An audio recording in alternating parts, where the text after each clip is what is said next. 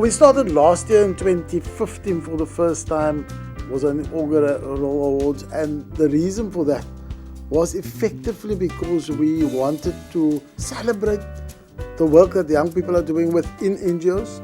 Secondly, to recognize the work that young people are doing within NGOs.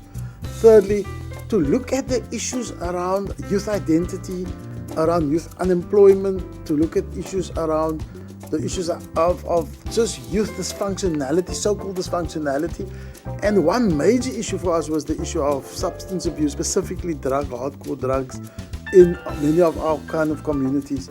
And what we wanted to do was to go look at those kind of issues and see whether we're on the right path in terms of our youth development program in the Department of Social Development that funds, I think something like 28 youth development NGOs, and whether we're on the right path, whether we're secondly getting impact for the investment that we are doing, and thirdly, whether we have great models of best practices within our system, within the youth domain. And I think that's the reason why we're actually having those Youth Ministerial Awards, to kind of say thank you to a whole lot of those people that take part in our youth development in the province. Cofounders was started in 2012.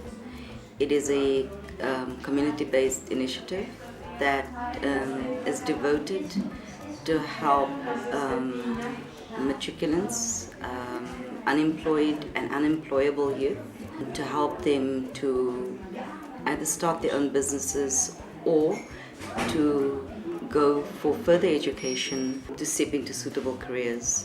We have found that even if they step out of school much lower than a grade 9, if they are successful in these programs, students have been placed at colleges like Valsbeck College to further their studies. You know, the current statistics of our country, South Africa, and even Africa as a whole, paint a very grim picture of the state of young people.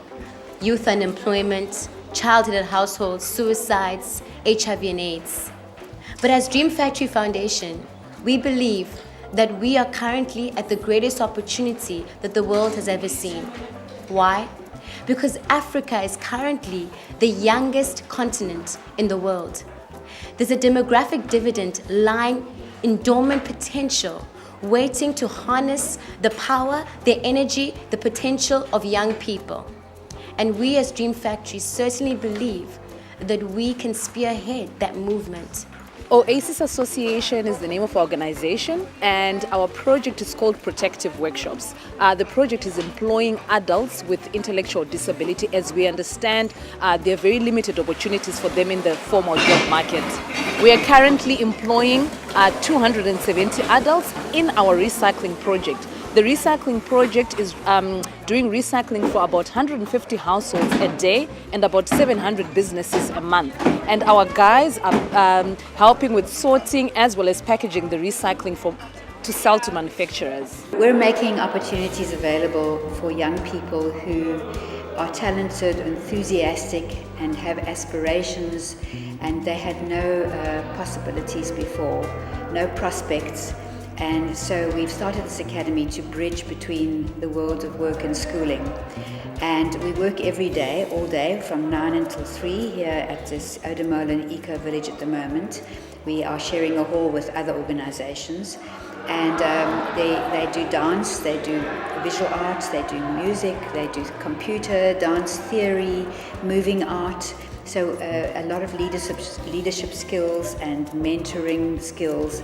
So they're learning a lot of different things that will help them to be able to work in the working environment. This is how pebbles address the particular challenges that we face in this community.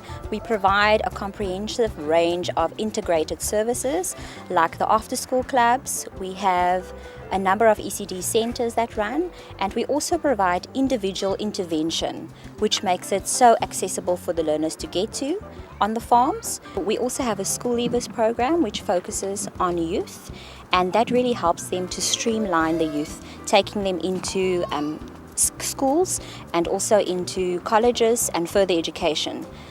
which means a lot because of where our country is going. They need the extra help and they need the extra assistance.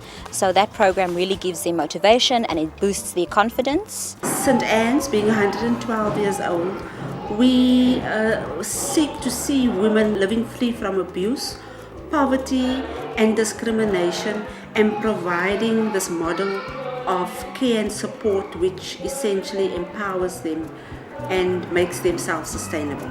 The Rainbow Organization was formed in 2006 to sort of mobilize and use arts as a tool or a vehicle to change, how young people are living today. Trying to address, a number of issues like, teenage pregnancy, drug abuse, HIV and AIDS. So we are using this space and using arts as a way of changing people's life. The organization works in a way that it wants to change, the way that the area is. Delft is well known as a very, dangerous place with high crime rate. So we want to give it a new name. We want to use rainbow arts, or we want to use arts, as to tell a good story about, Delft. The Sozo Foundation is a community-based organization. We participate in the community by being part of the community, and it's from within the community that we apply a holistic development approach with multi-prongs addressing the issues and challenges that we face in our community. Many of the challenges that Vrygrond faces is gang culture, violence, crime, addiction and large level of unemployment in our community. What makes Sozo unique is that we live by our motto. We help people to know that they are loved so that they can love others. Our vision is to collaborate, to see transformation through unconditional love. And we do that by working from within the community and participating with the community to see true transformation from grassroots up. Amy Beale Foundation is a non-profit organization which aims to take these youth, the children, off the streets, put them into healthy, focused programs. The major part of our work is in the afternoons. We take the children, we put them into after-school centres. We have 5 from Philippi, Crossroads, Guguletu, Khayelitsha, Bonteheuwel. And we really want to put these children in a safe environment where they can learn and supplement the shortcomings of what's going on in their lives. We offer a variety of activities.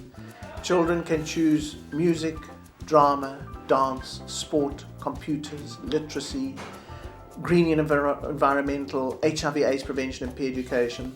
Already in 3 to 4 months, we placed 102 students in employment and internship. So we're very proud that our model works. Impumelelo Social Innovation Centre has been running for 15 years. So we have a track record of identifying and rewarding innovations and best practice across the country. The Western Cape Department of Social Development, knowing our track record, asked us whether we could project manage the Ministerial Youth Excellence Awards. So we did it last year. It was very successful. What sets Impumelelo's awards programs apart is that ours is based on a rigorous evaluations process.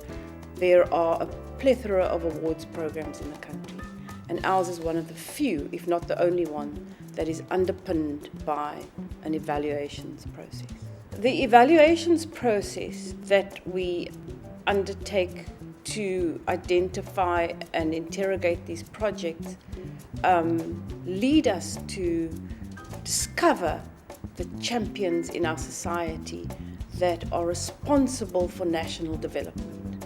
And I often argue about Impumelelo and now with the Western Cape Ministerial Youth Development Project that many of the non-government organizations prevent South Africa from becoming a failed state by addressing the gaps that government and the private sector failed to do.